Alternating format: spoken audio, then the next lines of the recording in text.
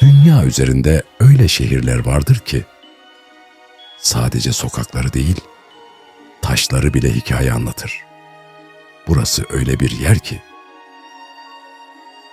bir zamanlar Newton'un yürüdüğü koridorlarda şimdi bir öğrenci sessizce kitap okuyor. Harry Potter filmlerine ilham olmuş bu kampüs, aynı zamanda Einstein'ın evrenin sırlarını sorguladığı bu salonun duvarlarında şimdilerde bilimin en sessiz ama en derin çığlıklarını taşır içinde. Ama bu şehir sadece bir üniversiteden ibaret değil. Bu, zamanın donduğu bir yer. Ve bugün seni bu zaman kapsülünün içine götüreceğim.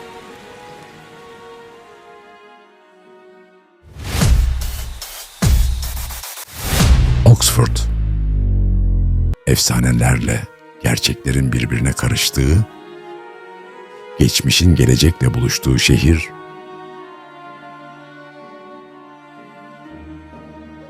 Oxford, aslında sıradan bir İngiliz kasabasıydı. Ta ki 1096 yılına kadar. İlk kez bir grup akademisyen burada toplanıp ders vermeye başladığında kimse bunun dünyayı değiştirecek bir hareket olduğunun farkında değildi. O yıllarda Avrupa karanlık çağlarını yaşıyordu. Bilgi bastırılmış, bilim susturulmuştu. Ama Oxford bu sessizliği bozan ilk şehirlerden biri oldu. Burada bilim, sanat ve felsefe yeniden doğdu.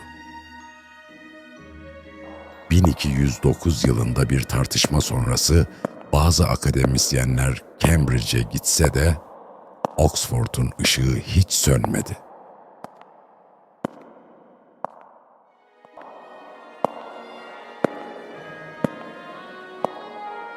Bu üniversiteye bir üniversite demek, onu küçümsemek olur.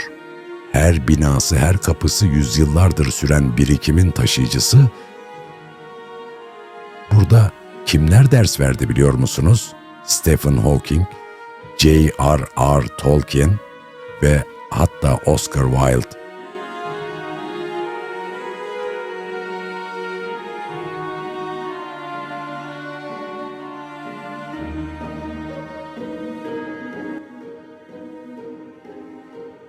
Peki, bu tarihi nasıl korudular?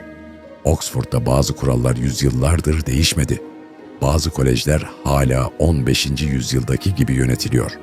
Üniversitenin yönetiminde ise kütüphane sessizliği hakim. Çünkü burada bilgiye tapılıyor.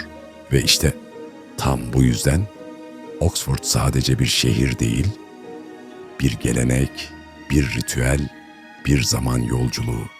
Oxford'a geldiğinizde ilk yapmanız gereken şey, haritayı bir kenara bırakmak. Çünkü bu şehir sürprizlerle dolu bir labirent gibi. Taş sokaklar sizi yüzyıllar öncesine götürürken bir anda bir kolej kapısıyla karşılaşırsınız. Ama dikkat edin, her kapı açılmaz. Bazıları yalnızca seçilmişlere açıktır.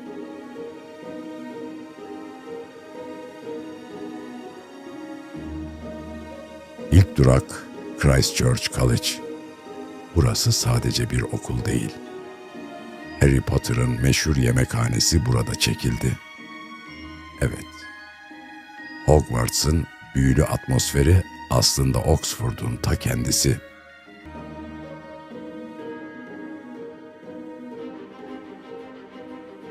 Gece olunca şehir bir başka güzelleşir. Oxford'un sokaklarında Shakespeare oyunları sahnelenir. Küçük bir avluda, belki de 500 yıllık bir taş binanın gölgesinde.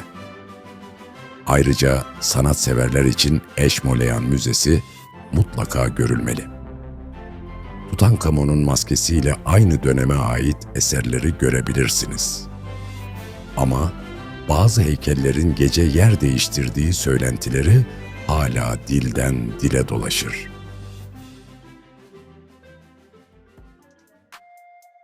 Peki ya gece hayatı?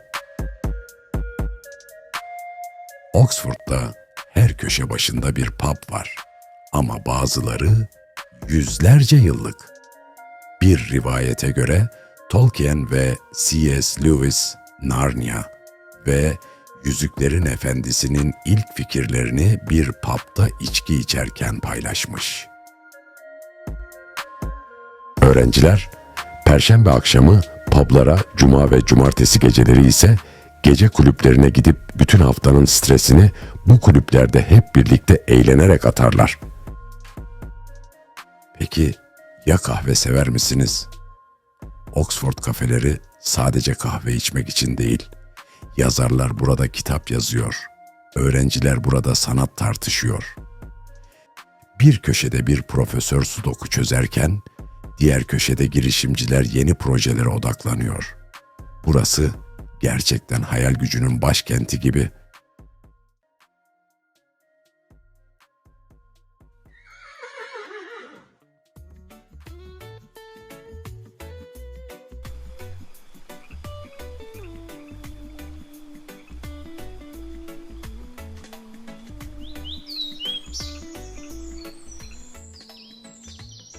Bahar geldi mi? Şehir bir tabloya dönüşüyor. Parklar, çiçek bahçeleri, piknik yapan öğrenciler, ukulele sesi, gülüşmeler.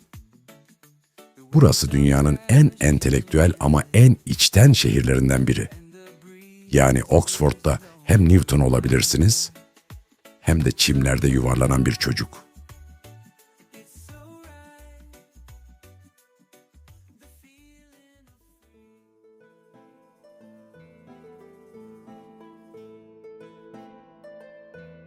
Bir zamanlar bu sokaklarda yürüyen biri, bugün senin telefonunun ekranına dokunmanı sağlayan teoriyi yazdı.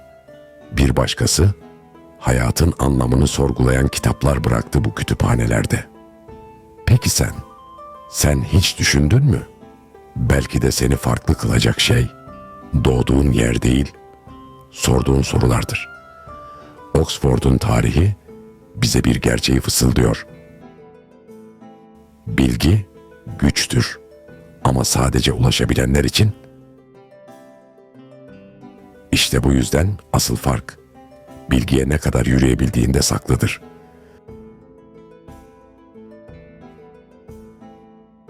Bu sadece bir şehir turu değildi, bir düşünce yolculuğuydu. Ve sen de artık bu hikayenin bir parçasısın. Daha fazla bilinmeyeni keşfetmek, dünyayı başka bir gözle görmek için abone olmayı unutma. Çünkü biz sadece gezmiyoruz, dünyayı sorguluyoruz.